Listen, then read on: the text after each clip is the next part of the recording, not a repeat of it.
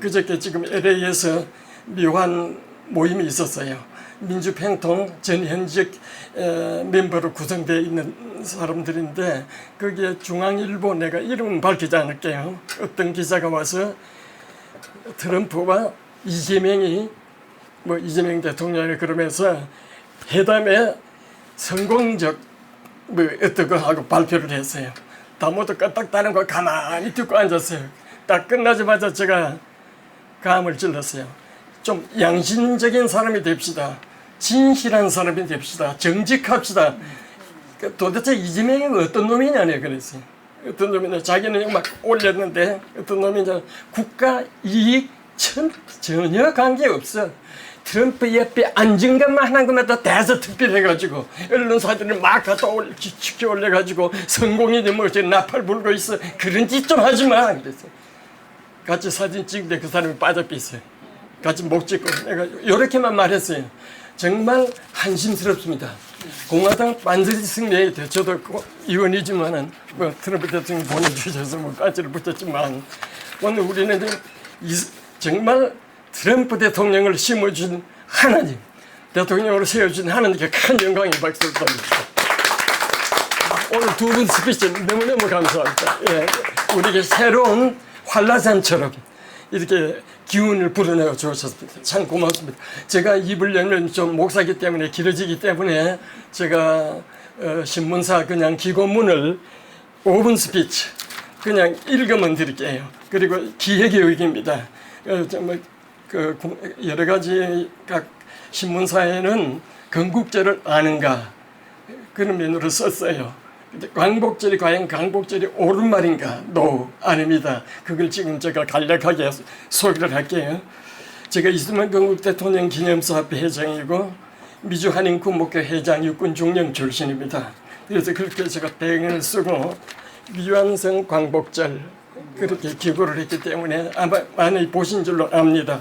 제가 그냥 읽으면 드릴게요. 기획교육입니다. 해방 너무나 감격적인 날이었다. 집집마다 꼭꼭 잠그고 숨죽이고 살았는데 문들이 활짝 열렸다. 숨통이 톡 트였다.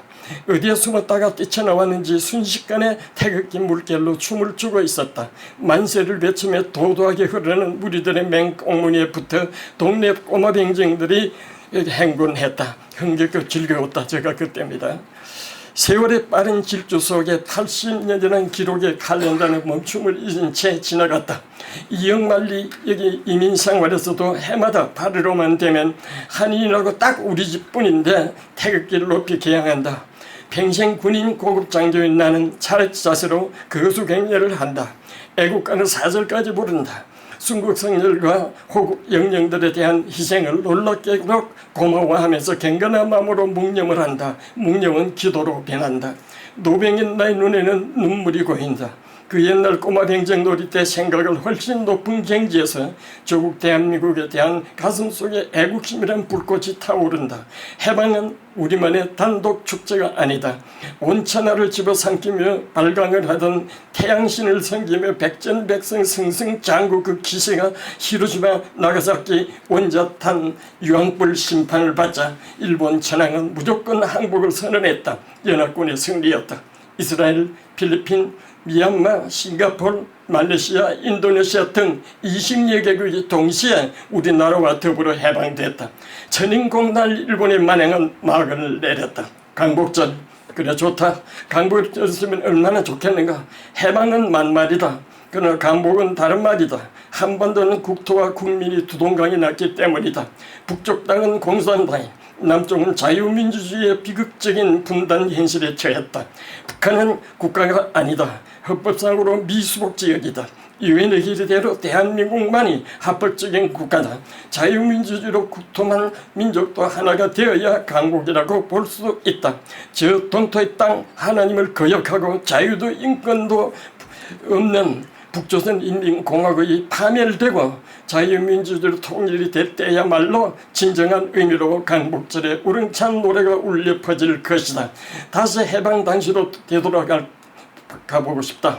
해방 직후 한반도는 지뢰밭 같은 위험 요소들이 산재해 있었다. 소련군과 김일성의 미치광이 노름, 미 군정의 좌우합작 정책, 박헌영 남로당 세력의 파업과 폭동, 김유식 김구와 같은 남북 협상자들의 극렬한 파동, 공산당 극렬 분자들의 파괴적 활동, 인민들에게 선전선동 충동적인 사탄 전략의 허무맹랑한 활동으로 그네들의 기만 속임수의 70~80%가 공산화된 심각한 위기였다. 심지어 소련, 러시아가 우리 조국이라고 부르는 엄청난 국가 파멸을 이끌었다. 그 위기에서 이 어마어마한 공산주의 세력의 이승만 박사는 하나님의 정신갑주를 입고 싸웠다.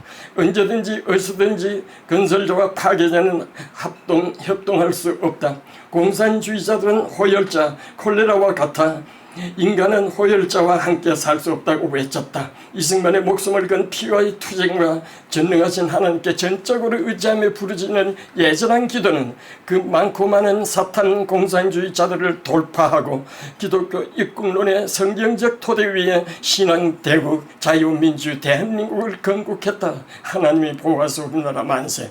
1948년 5월 10일 이은의 계리에 따라 선거로 재헌국회의원 200명을 선출했다. 5월 31일에 재헌국회가 개회됐다.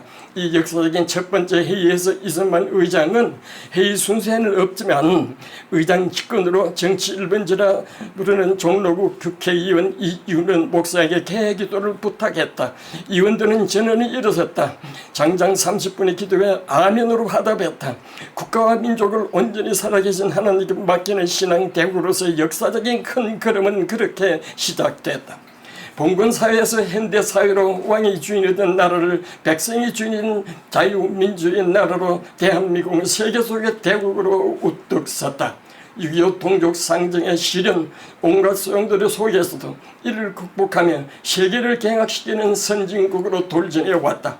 오직 하나님의 은혜로밖에 설명할 수가 없다. 그러나 작금에 이르러 적화된 엄청난 정치적 사회적 시효는 하나님을 대적하는 조폭, 날강도 도적맞은 한반도, 땅을 치고 통곡할 수밖에 없는 비통한 현실, 강국이라는 희망은 절대절망의 벽에 부닥뜨렸다.